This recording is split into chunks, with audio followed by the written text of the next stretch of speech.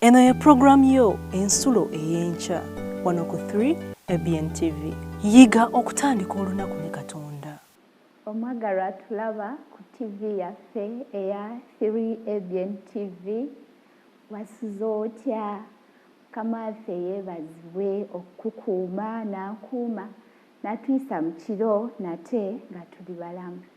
Nkwaniriza nate ku programu yaffe eno ensulo ey'enkya. Mukama tumwebaza nate atubedde mu byonna n'okutuusa kati nga tusobola okufuna ekiseera kino ekirungi. Ye ayogereko naffe ate naffe twogereko naye nga tutandika olunaku olwaleero. Nga tugenda mu kyokuyiga kyaffe, kankusabe twewombeeke tusabe. Katonda waffe tukwebaza kubanga otukuumye n'otuyisa mu kiro n'otugabirira mpaka kati nga tuli balamu.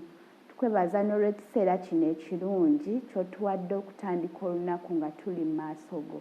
Tusaba oyogere naffe nga bw'osiima ku bwa Yesu Kristo Mukama waffe. Amiina. Amiina. Olunaku olwaleero tugenda kuyiga ekyokuyiga ekigamba nti obulamu. Obulamu. Olunyiriri lwaffe luvudde mu Yokaana essula ey'omukaaga olunyiriri olwa 5:6.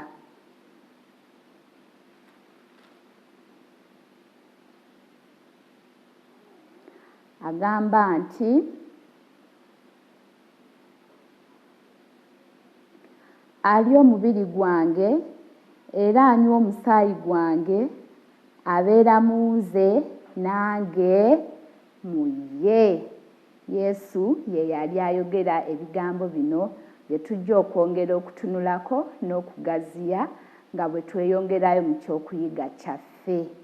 Kaakati waliwo omwami eyatuweebwebbwa nti omusajja eyagejjulukuka n'akomayo yafuna okusaasirwa mu kifo ky'obukyayi bwe yali asuubira mu kiseera ng'ali ku mutimbagano anoonyereza ku bikwata ku bannamudiguli. Bwe yafuna enkyukakyuka gye yali tasuubira wadde okulowooza nti esoboka. Eyali azitowa kumpi obuzito bwa kilogulaamu 317 yali takyava mu nju ye okumala emyaka era nga takyasobola kuyingira mu kinaabiro kye.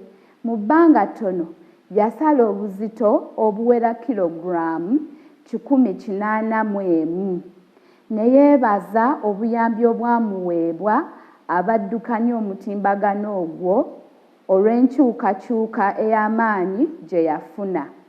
Ng'ayogera ku abo abaamuwagira mu lugendo lwe, yagamba, "Nnyimiridde wano ng'ekyokulabirako ky'omuntu alina obulamu obwamuddizibwa."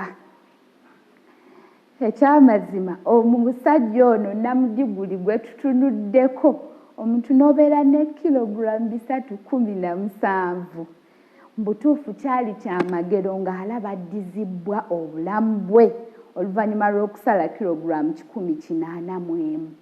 Naye mbutuufu yatunula n'awulira ng'alina okwebaza abo abaamuyamba puroguramu eyo yasobola okumuyamba okusala weight eyo. Kwegamba yawulira nga addizibbwamu obulamu bwe. Kaakati kyeyava ayimirira n'agamba nti nnyimiridde wano ng'omuntu alina obulamu obumuddizibbwa. Kaakati omugoberezi wa Yesu yeebaza Yesu okubanga yakola ekisingako ku kuwa obulamu. Yesu bwe bulamu. Ng'awandiikira ekkanisa ey'omu Kolosaayi, Pawulo yagamba nti Kristo obulamu bwaffe bw'alirabisibwa era nammwe ne mulyoka mulabisibwa wamu naye mu kitiibwa. Kakati bino bisangibwa mu Bakolosaayi essula 3 olunyiriri olwokuna. Kakati nti omwami ono eyasala bambi kilogulaamu ezo yawulira nga obulamu bwe bambi butandise okuddawo n'awulira nga mazima addizibbwa obulamu bwe. naye ate Kristo ye kye yakola ate kisinga nnyo ne ku kyakolebwa omwami oyo. Bakolosaayi agambye nti Kristo bwe bulamu bwaffe, nti ye kennyini Kristo bwe bulamu mu ffe, era nti bw'alirabisibwa naffe tugenda kulabisibwa wamu naki naye. Kakati Musa naye bw'atyo bwe yayogera ku Katonda mu bigambo bya Musa ebiri mu kitabo eky'amateeka essuula eya 3 olunyiriri olwa 20.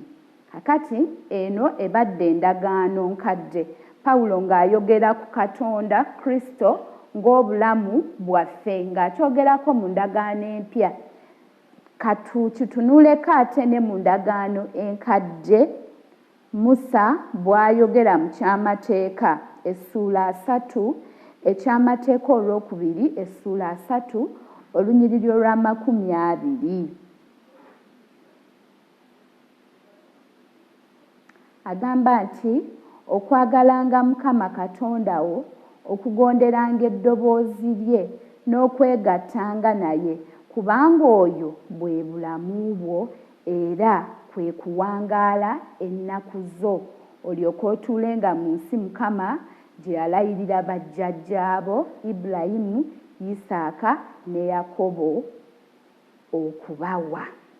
Kakati ne Musa naye omwoyo Katonda ayogera gye tuli ng'era naye akakasa Abayisirayiri nti bwe banaakolanga Katonda by'ayagala ne beegattanga wamu naye nga bali united, Katonda bwe bulamu bwabwe, nga Pawulo bw'agambye nti ali omubiri gwange era anywa omusaayi gwange abeera mu nze nange mu ye. Yokaana bw'atyo bw'akola ate bw'agamba nga Musa bw'agambye oli bwe yeegatta ne Katonda, Katonda abeera bulamu bwe.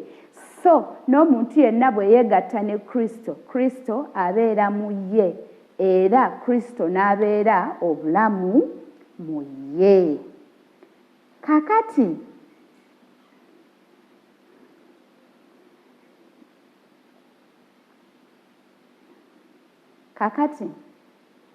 Pawulo yayogera eri bakagezi munnyo abaakuŋŋaanira ku lusozi lwa Maazi mu kibuga Asene. Pawulo yakozesa ebigambo eby'Omuyonaani omutontomi. Pawulo bwe yayogera ku Yesu nti kubanga mwoyo tuba balamu, tutambula tubeerawo.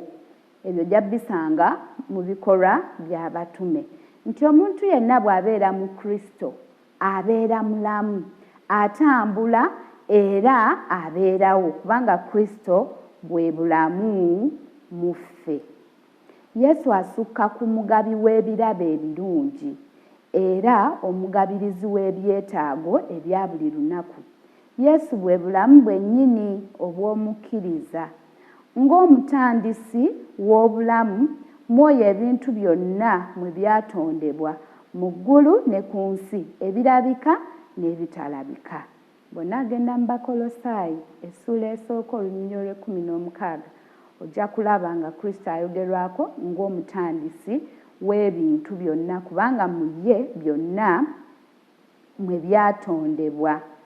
Ng'omulokozi w'ensi ali omubiri gwange era anywa omusaayi gwange abeera mu nze nange mu ye. Ebyo twabirabye mu Yokaana mu lunyiriri lwaffe luli lwe twasomye Yokaana 6 olunyiriri olwa 5-6.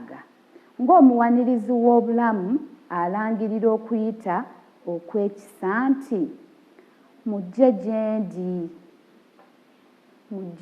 ndi mmwe mwenna abakooye era abazitowereddwa, nange n'abawummuza. Era n'eri ensi eri mu kulindirira nga yeesunga okulaba ng'ekibi kiggwaawo, Yesu agamba nti era obanga ŋŋenda okubateekerateekera ekifo, ndikomawo nate mbatwale gye ndi, nze gye ndi nammwe mubeere eyo. ebigambo bino byonna byogeddwa nga byongera okutukakasa nti Kristo bwe bulamu mu ffe, nti bwe tubeera mu ye naye abeera mu ffe era ne tubeera abalamu, kubanga ye mugabi w'obulamu, ye mutandisi w'obulamu. Kaakati ensonga eno ey'okugamba nti nno ali omubiri gwange era nanywa omusaayi gwange abeera muze nange mu ye, omuntu oyinza okwebuuza, how can I, nsobola ntya okulya omubiri gw'omuntu, nsobola ntya okunywa omusaayi gw'omuntu? Obwo si busezi, obwo ddala busezi tekikkirizibwa mu bulamu obw'obuntu ate n'obulamu obw'obukristaayo. Naye ensonga eno yajjawo nti mumanyi bulungi nti Kristo waliwo lwe yafuusa emigaati emingi n'ebyennyanja n'aliisa abantu bangi, abantu abasukka mu 1500, ne balya ne bakkuta, kyokka ate ne wasigalawo n'ebyasigalawo.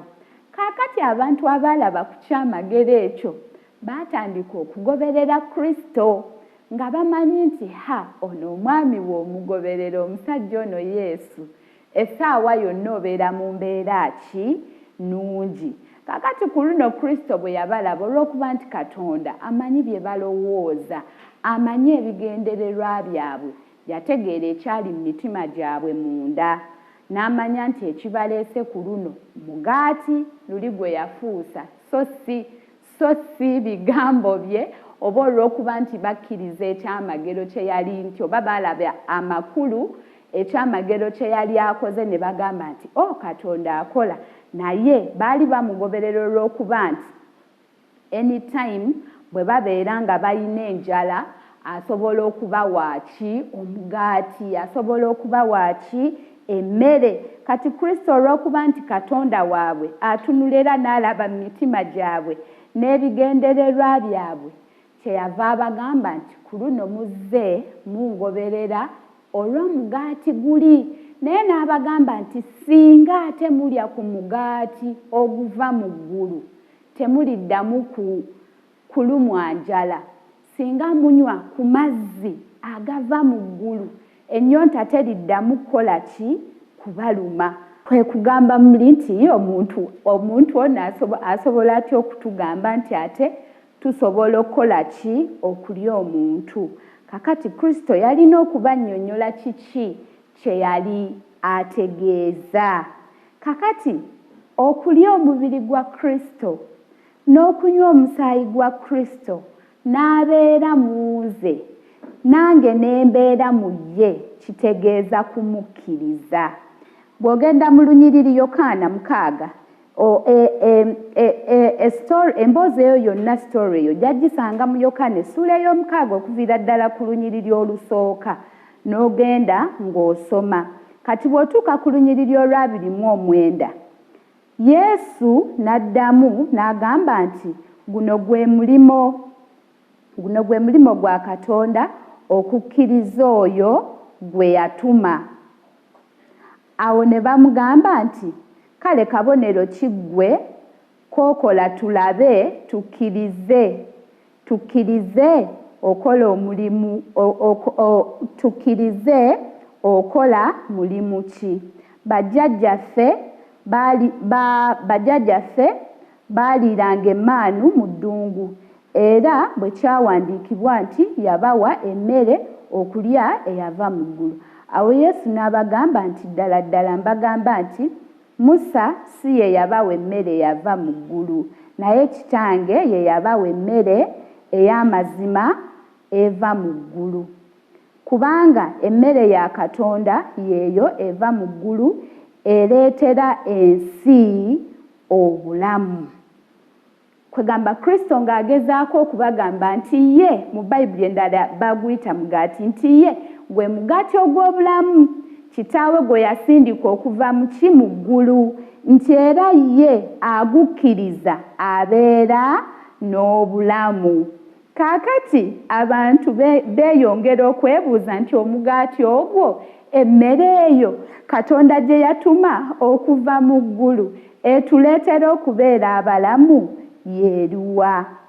Mu lunyiriri olwa 35 Yokaana 6:35 Yesu n'abagamba nti nze mmere ey'obulamu. Ajja gye ndi enjala terumuluma. Anzikiriza ennyota terimuluma n'akatono. Kakati abaagalwa, nga bwe tubadde twogera nti Yesu bwe bulamu. Bwe tubeera mu ye, bwe bulamu bwaffe. Kisukkako ku birala byonna ebyetaago obugabirizi bwonna obutuweebwa, nti naye bwe tukkiriza Kristo, omugaati ogwava mu ggulu gutuwa obulamu.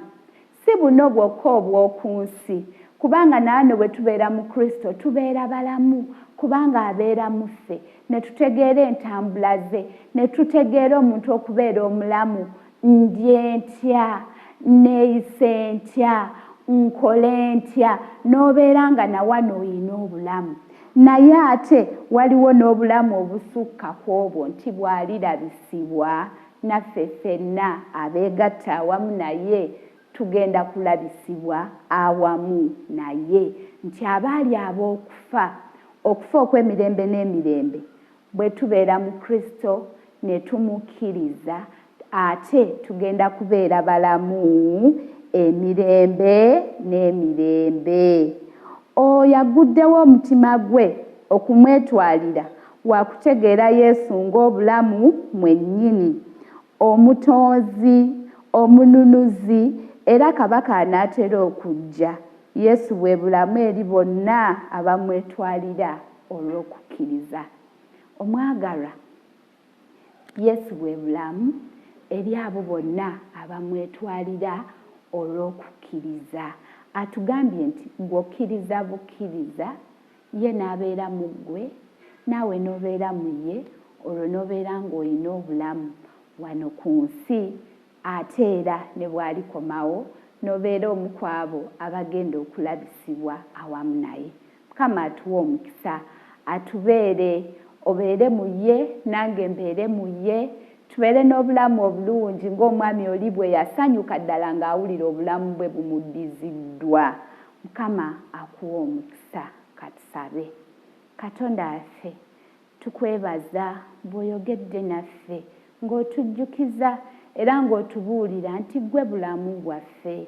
Katonda waffe, tusaba omwoyo wo bulijjo akitutegeeze, bulijjo akitujjukize, okukkiriza kwaffe kubeere nga kunywevu mu ggwe, n'okutambula kwaffe kwonna tubeere abalamu wano, ate era otubeere otuwa obulamu obutaggwaawo ng'okomyewo, ku bwa Yesu Kristo Mukama waffe. Amiina. Yiga okutandika olunaku ne Katonda. Olwo nno ebisuubizo bye birabike gy'oli.